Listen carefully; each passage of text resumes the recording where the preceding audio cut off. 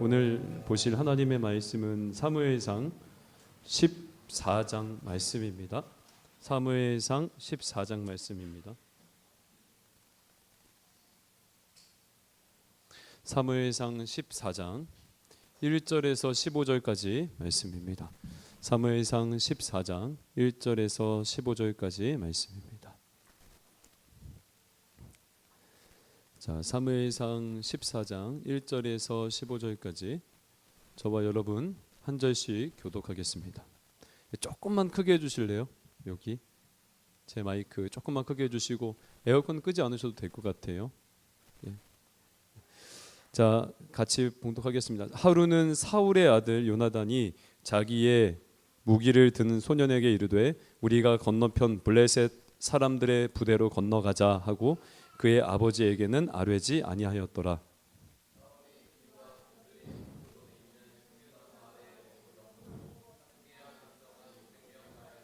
아히야는 에봇을 입고 거기 있었으니 그는 이가봇의 형제 아이두베 아들이요 비느하스의 손자요 실로에서 여호와의 제사장이 되었던 엘리의 증손이었더라. 백성은 요나단이 간 줄을 알지 못하니라.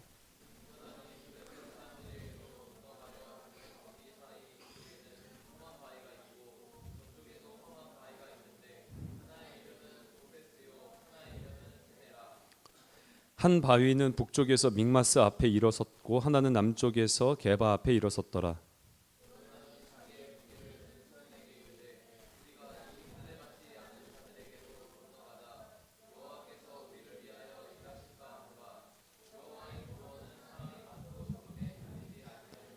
무기를 든 자가 그에게 이르되 당신의 마음에 있는 대로 다 행하여 앞서 가소서. 내가 당신과 마음을 같이 하여 따르리이다.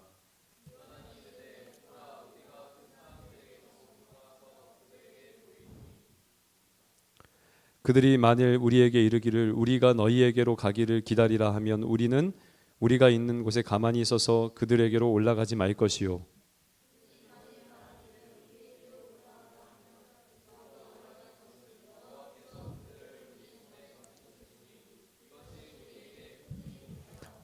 둘이 다 블레셋 사람들에게 보임에 블레셋 사람이 이르되 보라 히브리 사람이 그들이 숨었던 구멍에서 나온다 하고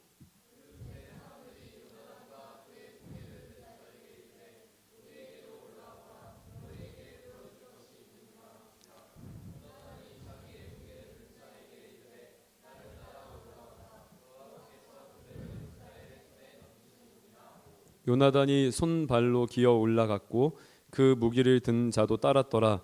블레셋 사람들이 요나단 앞에서 엎드러짐에 무기를 든 자가 따라가며 죽였으니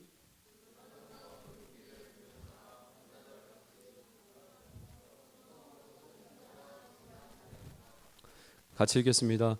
들에 있는 진영과 모든 백성들이 공포에 떨었고 부대와 노략군들도 떨었으며 땅도 진동하였으니 이는 큰 떨림이었더라.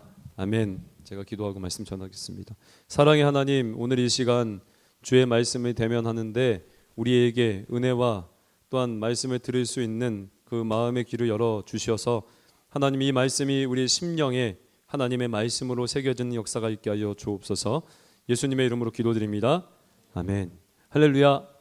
우리 옆에 분과 인사하겠습니다. 당신은 하나님의 사람입니다. 앞뒤 분과도 같이 한번 인사해 볼게요. 당신은 하나님의 사람입니다. 아멘. 자, 우리 같이 축복 선포하면서 이 말 그대로 될지어다라고 하면서 자, 수련회 갑시다. 자, 시작.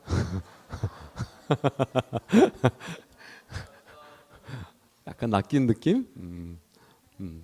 8월 11일부터 교회라는 주제로 이제 수련회 준비하고 있습니다.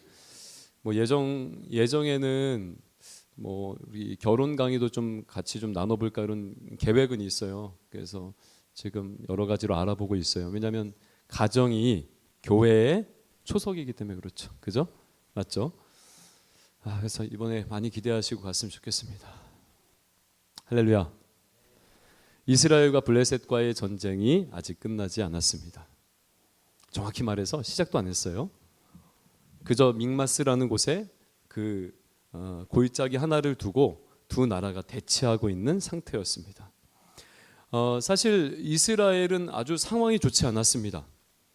왕은 저번 시간에 나누었듯이 왕이 실수해서 하나님의 음성을 듣는 것을 듣지 않고 자기가 제사 드림으로 실수를 하는 바람에 사무엘에게 패위 선언을 당했죠. 그리고 이스라엘 백성들은 어때요? 블레셋 군의 그 강대함, 그들의 수를 보고 겁을 먹고 하나둘 떠나기 시작했습니다. 이제 사울에게 남은 병사는 약 600명 정도 남았습니다. 이에 비해 블레셋은 어때요? 병거가 3만, 마병이 6천, 보병은 셀 수 없이 많았습니다. 병거에 만약에 한 2명에서 3사람, 만약에 2사람이라고 친다면, 병거에 2사람이 탄다라고 친다면 블레셋 군은 약 어림잡아 10만이 조금 안 되는 대군이었습니다. 거기에 이스라엘 백성들은 600명인 것이죠. 100분의 1도 안 되는 거예요. 그러니까 상식적으로 이거는 그러니까 뭐 수적 열세를 어떤 작전이나 어떤 전략으로 극복해 보자 뭐 이런 개념이 아니에요. 이거는 전쟁이 성립이 되지 않는 것입니다. 말도 안 되는 차이예요, 사실. 뭐 세계 전쟁사를 둘러봐도 이제 수적 열세를 극복한 여러 가지 어떤 전투들, 아주 그 역사에 남는, 기록에 남는 전투들이 있습니다. 뭐 근대 전투 중에서는 뭐지? 기억이 안 나. 눈이 어두워졌어요. 오르샤 글씨를 좀 크게 해야겠다. 오르샤 전투라고 러시아와 리투아니아가 이제 전투했던 전투인데 상대는 약 한 4만 명, 그다음에 이 리투아니아는 14,000명 정도밖에 안 됐어요. 근데 이 각계 전투해 가지고 기병대가 이겼던 전투에 있었어요. 그래서 아주 유명한 전투고, 우리가 잘 알고 있는 페르시아 전쟁 있죠? 뭐예요? 영화 뭐죠? 300의 배경이 되었던 그 페르시아 전투는 그 첫 번째 전투는 내가 숫자를 그 안 봤고, 두 번째 전투 그 300의 2탄인가요? 그 왜 협곡에서 막 그 배 위에서 싸우는 그 영화, 그 배경이 됐던 전투는 상대 페르시아군은 약 30만, 그리고 그 스파르타하고 연합군의 수를 합치면 약 4,000명에서 5,000명, 4,000명에서 5,000명이 30만을 이긴 거예요. 기가 막히죠. 이런 실제적으로 어떤 이런 열세를 극복한, 수적인 열세를 극복한 전쟁이 실제로 있었습니다. 그런데 지금 이스라엘은 그거보다 훨씬 이게 훨씬 더 열세인 상황입니다. 게다가 철제 무기가 발달했던 블레셋은 이에 비해서 이스라엘은 요나단하고 사울만이 무기를 가지고 있었습니다. 신기하죠. 전쟁을 준비하러 온 사람들이 무기가, 이스라엘 백성들은 농기구 갖고 나왔지 무기가 없었어요. 근데 블레셋 군은 벌써 병거와 마병들이 있었던 것이죠. 근데 이런 상황에서 오늘 이 14장은 약간 생뚱맞게 누가 일어나냐면 바로 사울의 아들 요나단이 딱 일어나는 것이에요. 자, 1절 한번 같이 읽겠습니다. 자, 한번 같이 읽어볼게요. 시작. 하루는 사울의 아들 요나단이 자기 무기를 우리가 건너편 블레셋 사람들의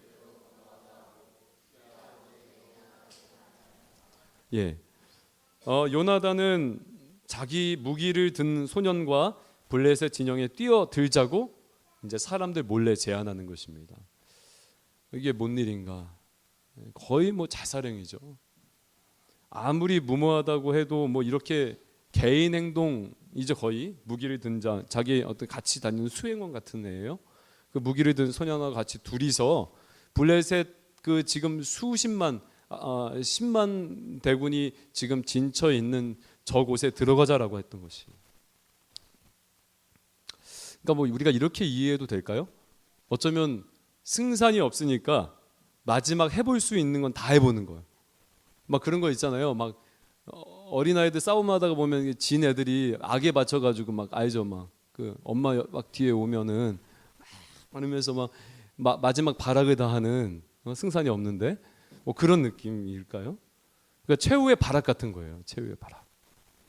어쨌든 요나단과 소년은 함께 이제 블레셋 진영으로 들어갔습니다. 그리고 마치 영화의 한 장면처럼 블레셋 군인 20명을 날아다니면서 막 죽였어요. 날아다닌다는 말은 안 나오는 성경에. 어쨌든 막 죽였습니다. 그래서 소규모 국지전에서 승리를 합니다. 근데 이 승리가 되게 신기한 게, 이 승리가 기폭제가 되어서 14장 16절에서 23절 그 뒤에 부분의 본문을 보면은 하나님께서 블레셋 군을 어지럽게 해요. 막 서로 막 칼로 막 이렇게 해서 서로 죽이게 된 거예요.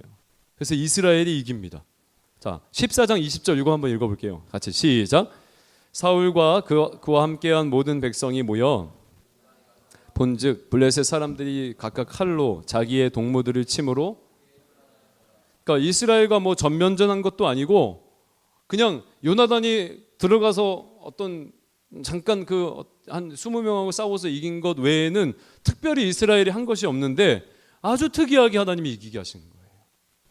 서로 그냥 블레셋 군들이 서로 미쳐서 서로 칼을 찔러 죽인 거예요. 그렇게 하나님이 이스라엘의 손을 들어주셨습니다.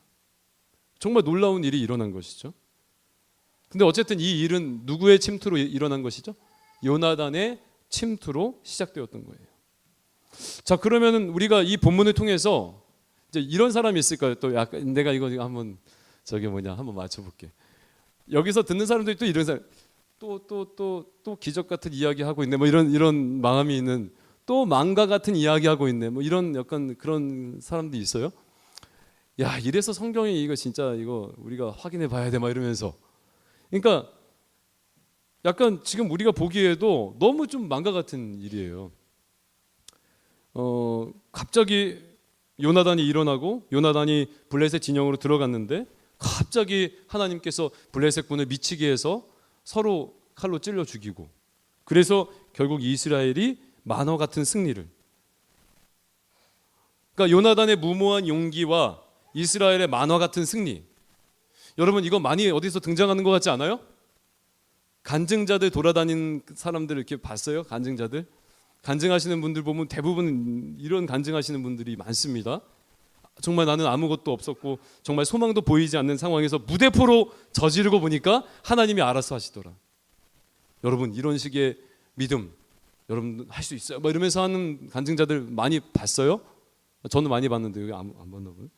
그러니까 맹목적인 그 믿음을 영웅담처럼 자기가 막 그렇게 하고 다니시는 분들이 있어요, 실제로. 근데 여러분 지금 지금 성경이 말하고 있는 것이 바로 그런 믿음을 우리에게 보여주는 걸까요? 아무런 근거가 없고 맹목적인 그런 믿음이 결국 이렇게 이스라엘의 승리를 이끌어냅니다. 이렇게 기적적인 것을 이뤄냅니다. 라고 하는 것을 하나님이 보여주시기 위해서 이 14장의 이 기록, 이 사건을 일으키신 걸까요? 허락하신 걸까요?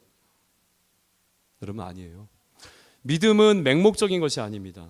믿음은 성경에 뭐라고 하고 있어요? 뭘로 난다 그래요? 믿음은? 들음에서 난다라고 로마서에 말씀하고 있어요. 무슨 말이냐면 믿음은 근거가 있다는 것이에요. 그러니까 믿음은 분명히 근거가 있고, 요나단도 어때요? 그냥 맹목적으로 무모하게 그렇게 일어난 것이 아니에요. 내가 하나님 저 블레셋 진영에 들어가면 하나님 알아서 하시겠지, 또 알아서 하시다 보면 이스라엘 알아서 어떻게 되겠지 라고 한 것이 아니란 얘기예요. 오늘 본문을 통해 그걸 볼 거예요. 자, 요나단의 이 행동과 이스라엘의 승리가 어떤 의미인지 오늘 본문을 통해서 한번 볼 거예요. 6절. 자, 6절 요나단의 고백을 한번 볼게요. 이 고백을 오늘 강의하면서 오늘 볼 거예요. 자, 6절 같이 한번 읽겠습니다. 시작. 할례받지 않은 자들에게로 건너가자. 여호와께서 우리를 위하여 일하실까 하노라. 여호와의 구원은 첫 번째 요나단의 시각인데, 자, 요나단이 블레셋 군을 지금 뭐라고 부르고 있습니까? 그렇죠. 할례 받지 않은 자들. 누구의 고백과 좀 비슷해요? 다윗이 그렇게 고백했죠. 저 할례 받지 못한 자들의 군대가 하나님 모욕한다라고 했죠.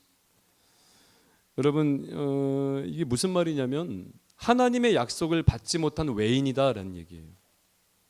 그러니까 지금 요나단의 시각으로 블레셋 군을 바라볼 때 그들이 누구냐면 할례 받지 못한 자들이에요. 10만 대군이 아니란 얘기예요. 전에 이스라엘 백성들은 무엇을 봤습니까? 엄청난 수의 대적 블레셋군을 받습니다. 수풀에 그래서 숨었고 굴에 숨었고 또 전의를 상실해서 그 전장을 떠났어요. 그러니까 하나님 없이 적들만 본 거죠. 근데 요나단은 어떻게 봤어요? 요나단은 그렇게 안 봤어요. 하나님을 통해 적들을 봤어요. 하나님을 바라보고 적을 봤습니다. 사울도 어땠습니까? 사울도 자신을 무엇을 봤습니까? 자신을 떠나는 백성들을 봤고 또 13장 12절에 보면 블레셋 사람들이 나를 치러 길갈로 내려오겠거늘, 그러니까 나를 치러 올 대적으로 본 거예요. 나를 해하러 올 대적으로 봤어요, 적들을. 요나단은 자신을 해할 적들로 보지 않고 이 할례 받지 못한 자들로 본 거예요. 하나님의 약속을 받지 못한, 하나님의 택함을 받지 못한 자들이라고 본 거죠. 하나님을 통해 그들을 본 것이죠. 무슨 말입니까? 결국 문제만 본 것이 아니라 하나님을 본 거예요. 여러분, 이게 무모한 게 아니에요. 무모함이란 뭐냐면 하나님을 보지 않고 하나님이 어떠하실 것이라고 그냥 추측만 해서 아무런 근거 없이 나가는 게 무모함이지만, 지금 요나단은 뭐 한 거냐면요, 그 문제를 하나님을 통해서 본 거예요.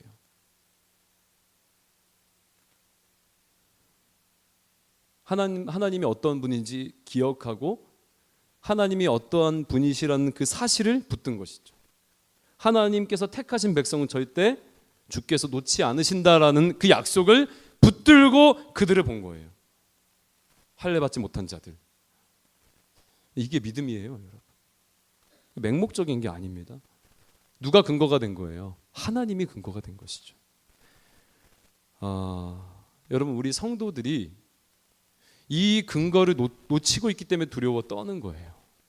이 근거를 잘 우리가 인식하지 않기 때문에 자꾸 문제만 크게 보여지는 거예요.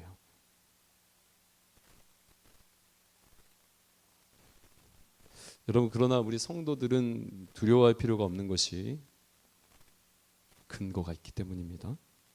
우리가 바라볼 소망이신 하나님께서 계시기 때문에 여러분, 우리가 두려워하지 않을 수 있고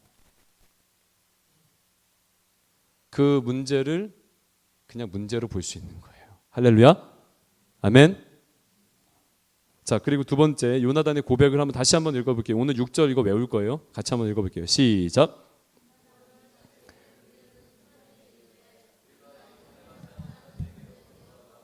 여호와께서 우리를 위하여 일하실까 하노라. 여호와의 구원은 사람이 많고 적음에. 두 번째, 이 요나단이 뭐라고 고백했습니까? 여호와께서 우리를 위하여 일하실까 하노라. 자, 같이 한번, 여호와께서 우리를 위하여 일하실까 하노라. 일하시겠다가 아니고 일하실까 하노라예요. 뭐야? 왜 갑자기 약한 모습? 하나님이 일하실지 아니하실지 의심하는 건가? 왜 갑자기 요나단이 이럴까? 이렇게 생각할 수 있지만 그것이 아니에요. 여러분, 이것이 성경이 우리에게 알려주고자 하는 신앙의 정수입니다. 왜냐하면 지금 요나단이 뭐 한 거냐면요, 주님께 자유함을 드린 거예요. 말이 좀 이상하죠? 우리가 주님이 우리에게 자유함을 주셔. 주님이 결정하시는 대로 따르겠다는 얘기예요. 주님의 주권을 인정하는 고백입니다. 일하실까 하노라.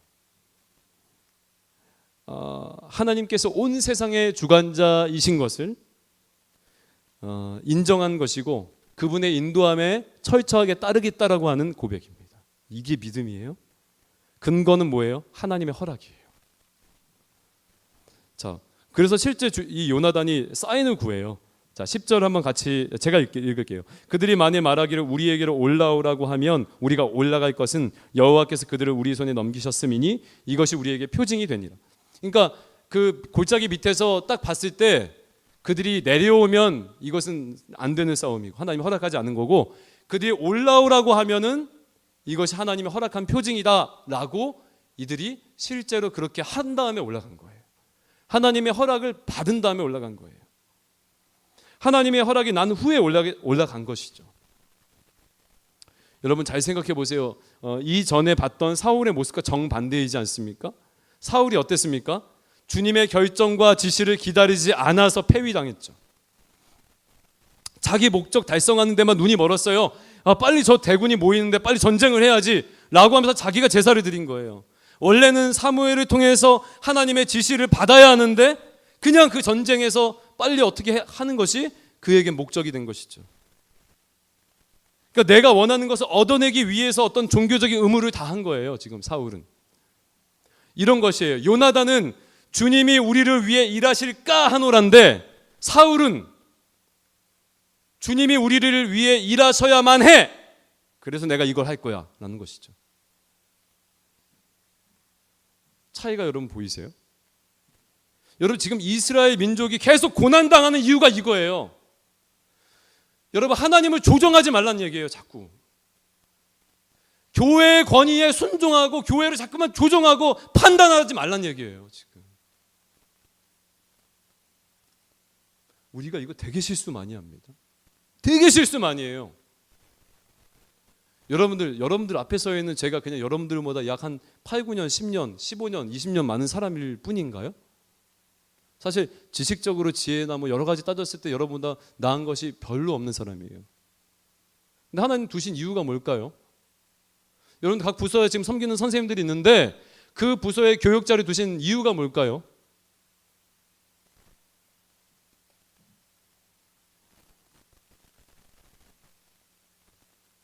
교회는 마음대로 하는 곳이 아니에요.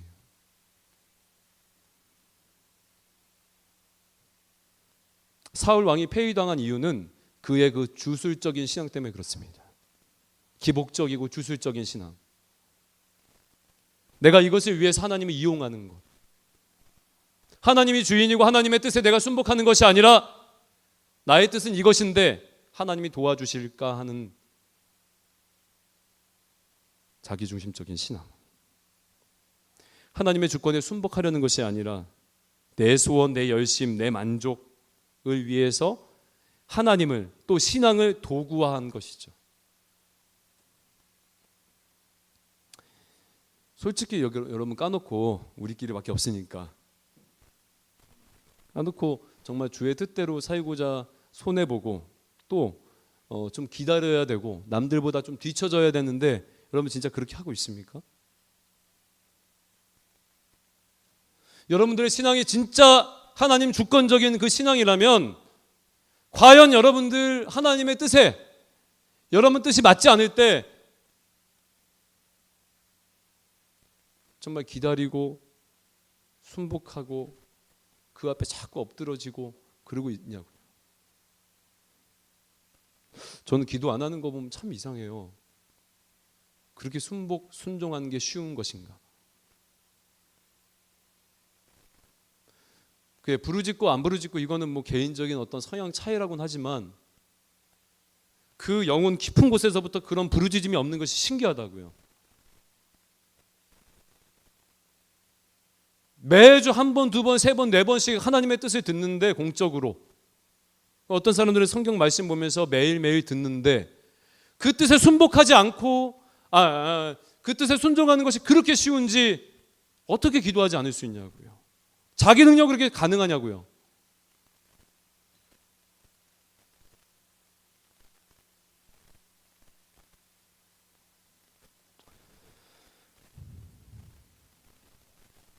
여러분 주님은 요나단을 통해서 우리에게 지금 바른 신앙이 무엇인지 보여주고 있는 것입니다. 하나님을 이용하는 것이 아니라 하나님이 주인이 되는 거예요.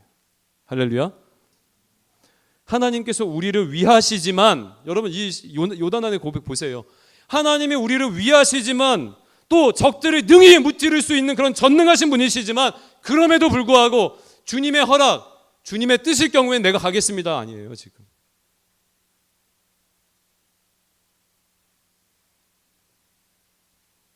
그럼에도 불구하고 주님의 결정을 또 사인을 구하는, 그래서 그것이 만약에 내게 진짜 힘든 길이고 당장 어려운 길일지라도 철저하게 순종하며 걸어가는 그런 믿음을 지금 보여주는 거 아니에요. 하나님 중심의 하나님 주권적인 신앙으로 하나님을 기쁘시게 하는 그런 저와 여러분 요나단 같은 그런 믿음의 사람들 되시길 주의 이름으로 축원드립니다. 세 번째 마지막, 자, 6절 한번 외워볼게요. 시작. 요나단이 자기의 무기를 든 소년에게 이르되 우리가 이 할례 받지 않은 자들에게로 건너가자. 여호와께서 우리를 위하여 일하실까 하노라. 여호와의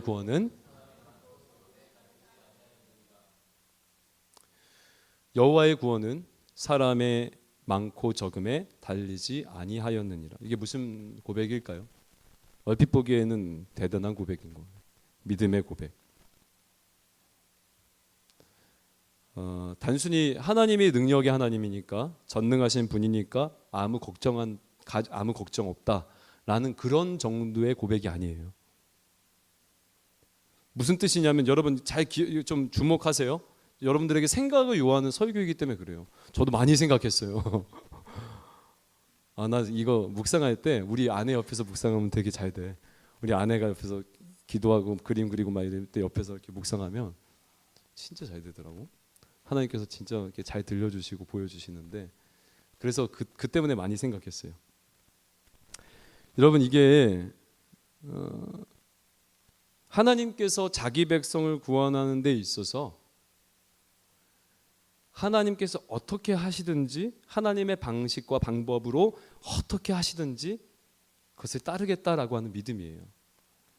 무슨 말이냐면 우리는 이렇죠. 사람이 많아야 상식적으로 이기기 쉽습니다. 강해야 무기가 강하고 아주 좋아야 유리합니다. 전략이 좋아야 승리합니다. 당연하죠. 우리가 생각하는 그 우리의 방식이고 우리의 방법이에요. 하나님은 아니라는 얘기예요. 하나님은 이런 생각과 방법, 방식, 우리의 어떤 그런 사고 이런 것들 다 뛰어넘는다는 얘기죠. 그거와 상관없이 일하실 수 있는 분이라는 고백이에요. 그러니까 이 고백을 할 때 어떠한 믿음이 있어야 되냐면 하나님, 지금 내가 여기서 하나님이 승리라고 얘기했을 때 그 승리가 내가 알고 있는 그 승리와 다르더라도 그것을 승리로 받아들이겠습니다 라고 하는 그런 믿음의 고백이라는 얘기예요. 하나님이 어떻게 일하실지 내게 당장 20명만 죽였는데 저 10만 대군은 저 앞에 있어도 하나님은 그것은 하실 수 있는 분이시고 그것을 하나님의 방식으로 이루실 수 있는 분이시기 때문에 조급해하지 않겠습니다라는 고백이에요. 여러분 참 미안한 표현이지만 우리는 어떠냐면 징징대거든요. 하나님의 때에 하나님의 방식으로 하나님의 방법으로 승리를 맛보게 하실 건데 우리는 우리의 때와 우리의 방법과 우리의 방식, 우리의 승리를 고집합니다. 징징대요. 안 해주시면. 이거 안 해주시냐고 이거 이렇게까지 하는데 우리가 원하는 승리를 구한다고요. 하나님 앞에 우리가 원하는 방식을 구한다고요. 승리도 이런 식으로 해야 됩니다. 그게 아니란 얘기예요. 지금 이건 그냥 마치 어떻게 이렇게 만화 같은 승리가 있을까 이런 어떤 초등학생적인 생각에서 그치는 것이 아니라 그렇구나. 하나님께서 이기게 하실 때는 하나님께서 인도하실 때는 하나님의 방식과 방법이 있구나. 우리의 방식과 우리의 사고와 어떤 상식을 뛰어넘는구나라는 것을 우리가 받아들여야 된다는 얘기예요. 여러분 이스라엘을 한번 생각해 봅시다. 이스라엘 민족을 생각하고 요나단을 생각해 보자고요. 지금 여러분 손자병법에 보면 전쟁을 승리하는 데 있어서 5가지 요건이 있습니다. 자, 따라할 필요 없다. 도, 천, 지, 장, 법이에요. 도는 뭐냐면 백성과 그 지도자가 한 마음 한 몸이 되는 거예요. 그게 없으면 전쟁에 승리하기 어렵다는 얘기죠.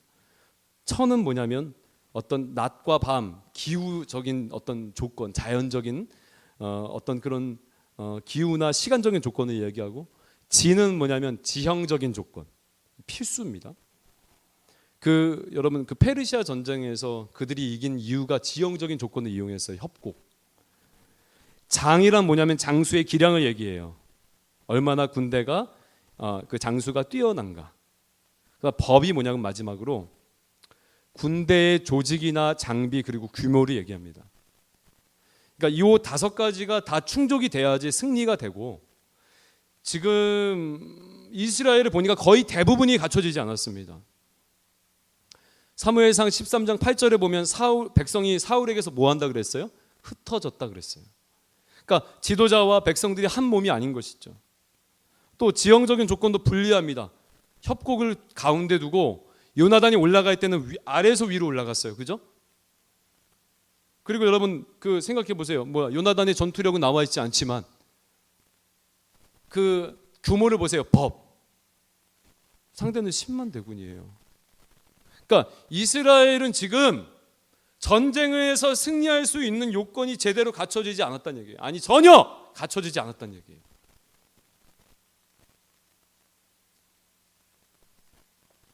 무슨 말입니까? 하나님께서 우리에게 허락하시는 승리, 그러니까 우리가 생각하는 승리하고 완전 다르다는 얘기예요. 우리가 생각할 때는 이건 안 돼. 절대 불가능해. 이거 이렇게 되겠어? 우린 이렇게 안 됐잖아. 충족이.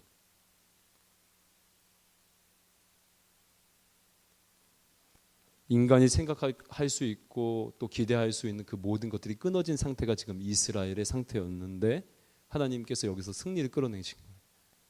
누구의 방법으로? 하나님의 방법으로. 요나단은 하나님을 바라봤습니다. 요나단은 인도하심을 구했습니다. 하나님의 주권을 인정했어요. 그리고 하나님의 일하시는 방식을 인정했습니다. 그 믿음의 사람 요나단은 자기의 싸움에서 작은 승리를 거뒀고, 그리고 이 작은 승리는 결국 이어져서 민족이 구원받는 그 큰 업적을 이루게 되는 것이죠. 여러분, 요나단 한 사람으로 인해서 하나님이 이렇게 승리를 가져다 준 거예요. 요나단이 자기 만족적인 신앙, 주술적인 신앙, 하나님을 조종하려고 하는 그런 패역한 신앙이 아니라 맹목적인 믿음도 아니고 철저하게 하나님 중심으로 하나님께 주권을 내어드리고 하나님이 어떻게 인도하실지 그 인도하심에 순종하고 하나님의 승리가 우리의 기대와 다를지라도 내가 하나님 따르겠습니다라고 하는 믿음의 고백을 하며 한 걸음 한 걸음 나아간 것이에요.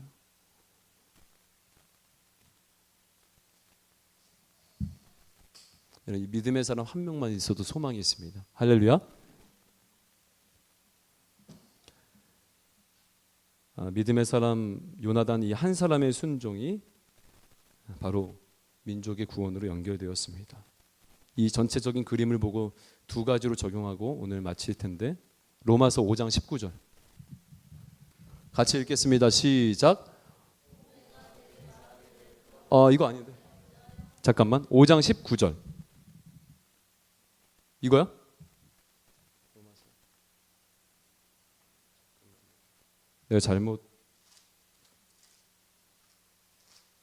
내가 읽어드릴게요. 제가 읽어드릴게요. 17절과 18절인데 제가 읽어드릴게요. 한 사람의 범죄로 말미암아 사망이 그 한 사람을 통하여 왕 노릇하였은즉 더욱 은혜와 의의 선물을 넘치게 받은 자들은 한 분 예수 그리스도를 통하여 생명 안에서 왕 노릇하리로다.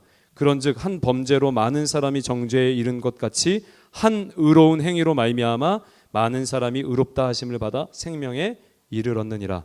한 사람이 순종하지 아니함으로 많은 사람이 죄인이 된 것 같이 한 사람이 순종하심으로 많은 사람이 의인이 되리라. 아담의 범죄로 우리 모두가 죄인이 되었고 죄의 본성에 따라 살고 구원의 소망이 없는데, 그러니까 사실 우리는 이 사울과 같은 모두 다 연약한 자들이죠. 근데 십자가에서 한 순종, 한 사람의 복종과 순종을 통해서 우리가 의롭다함을 여겨 받았대요. 그로 말미암아 구원받았대요. 예수 그리스도의 그 복종하심으로 인해서 우리를 의롭다 여겨주셨다는 것이죠. 우리는 순종하지 못하니까. 저와 여러분들은 제대로 순종하지 못하니까. 구원에서 떨어진 자들인데 바로 이 그리스도의 한 순종을 통해서 우리를 구원하신 것입니다. 여러분, 이 은혜가 여러분 가운데 충만하게 축복합니다. 그리고 두 번째 적용할 것은 그리스도를 따라 우리도 믿음으로 한 걸음 한 걸음 나아갑시다. 삶에서 일어나는 작은 믿음의 싸움들이 있을 거예요. 여러분, 작다고 나 하나쯤이야 라고 생각하지 마시란 얘기예요. 작은 거 아닙니다. 요나단 한 사람을 통해 민족의 구원을 이끌어내신 것처럼 여러분 한 사람 한 사람이 하나님 앞에서 온전한 신앙을 위해서 싸우는 그 싸움, 그거 작은 거 아니라고요.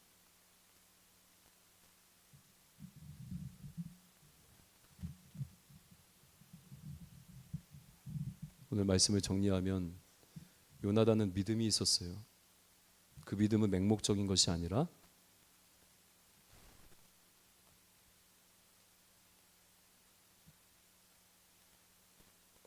하나님을 근거로 둔 믿음입니다.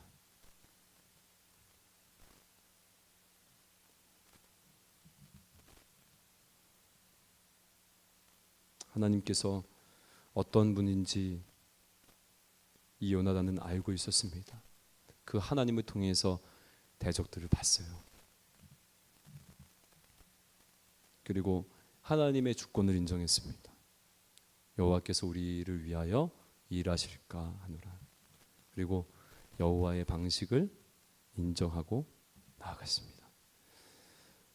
여러분,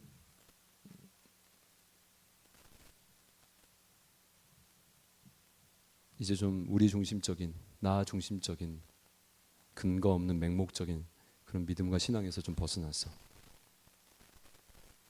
하나님을 통해서 우리의 인생을 보는, 또 하나님께서 허락하시면 또 허락하지 않으시면 그것도 순종하는 하나님 주권적인, 인간의 방식과 방법과 인간의 승리가 아니라 하나님의 승리를 하게 하실 때 그 승리로 기뻐할 수 있는 그런 저와 여러분 됐으면 좋겠습니다. 이번 주에 두 가지의 모습을 보고 가슴 아팠습니다. 하나님의 말씀을 듣고 말씀의 은혜를 입어서 그 은혜에 따라 그 말씀을 사모하며 저한테 문자하고 믿음으로 여러 가지 물어보고 이런 어떤 청년이 있는가 반면에 알고 있는데도 불구하고 그 은혜를 알고 있음에도 불구하고 자기 멋대로 자기 마음대로 하나님보다 그 위에 서서 그렇게 살아가고 그렇게 반응하는 청년들을 보면서 우리 청년부가 하나님 기도가 진짜 많이 필요하고 또 말씀의 전달자로 세우셨는데, 대언자로 세우셨는데 이렇게 말씀이 그냥 그 말씀 자체도 능력이 있는데 어떻게 그 말씀을 이렇게 경홀히 여기고 만홀히 여길까? 정말 많이 부족하구나 내가, 이런 생각을 하면서 가슴이 아팠어요. 근데 한편으로는 너무 좋았어요. 너무 감사했어요. 야, 그래도 그 한 사람은 내가 말씀을 보고자 하고 다시 내가 그 말씀을 통해서 깨달은 바를 내 삶에서 적용하려는 그 믿음의 싸움이 있는 것을 보면서 너무 감사하더라고요.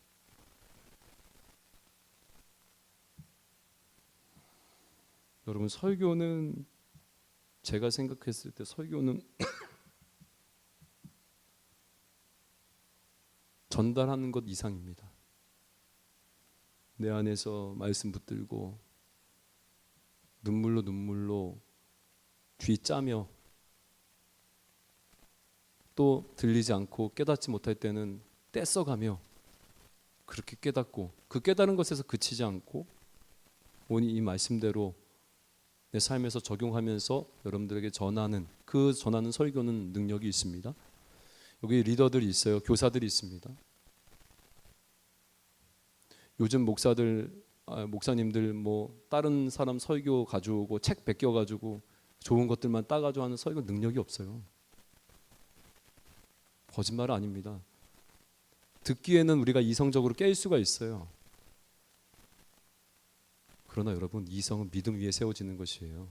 착각하면 안 돼요. 아는 것도 우상이 돼요.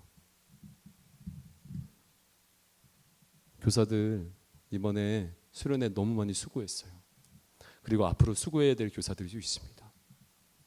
여러분들 전하는 것들, 또 전해야 되는 말씀 우습게 여기지 마세요.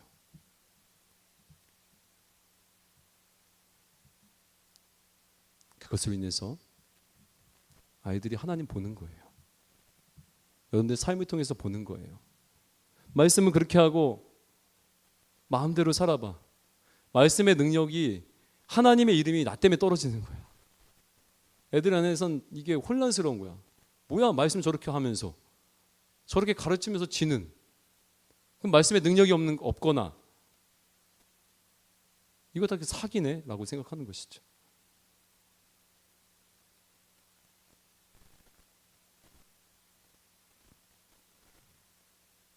분위기가 썰렁하지 왜?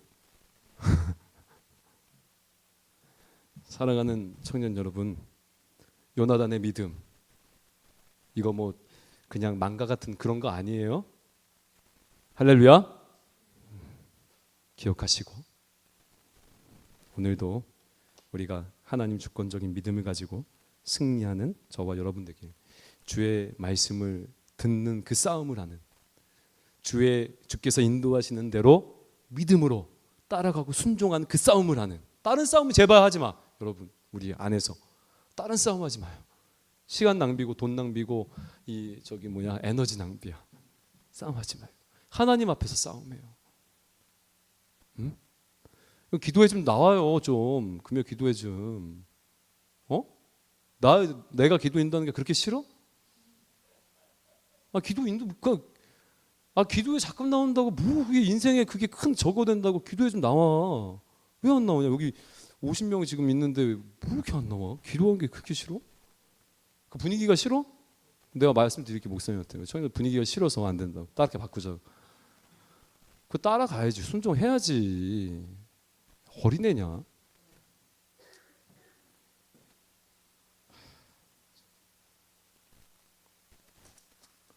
기도합시다.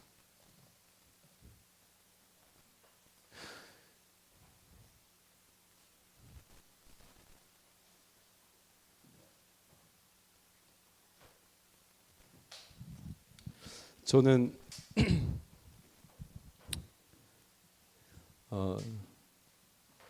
여기 초등부 계시죠? 저 유사무엘 전도사님 설교에 많이 은혜 받는 사람 중에 한 사람입니다. 유 전도사님 그 설교가 아주 뭐 뛰어나서라기보다 순종의 사람이거든요. 어떤 말해도 순종해요. 근데 그 사람이 말을 이렇게 전했을 때는 가슴이 떨려옵니다. 여러분, 저는 그 싸움을 매일 해요. 이번 주에는 너무 강의가 많아가지고 어떤 죄 지을 틈이 없었어요. 여러분들 다른 걸로 바쁘죠. 다른 걸로 바쁘잖아요. 정말 떨려야 되고 정말 바빠야 될 것으로 한번 바빠보세요. 그 싸움을 한번 해보십시오. 수련회 때문이 아니라 뭐 선교 때문이 아니라 여러분의 삶이 그런 삶이 되길 축원드립니다. 아멘. 또 우리 여기 교사들 많은데 힘을 얻으시고 정말 그 싸움을 하다 보면 당장의 열매가, 당장에 내가 가르치고 있던 그 현수가 그 다음날 회심하고 와가지고 막 변화되고 이런 건 아닐 수 있는데 하나님의 방식과 방법으로 그 아이를 변화시킬 거예요. 할렐루야. 여러분, 그걸 믿고 여러분 열심히 섬겨요. 축복합니다. 기도하겠습니다.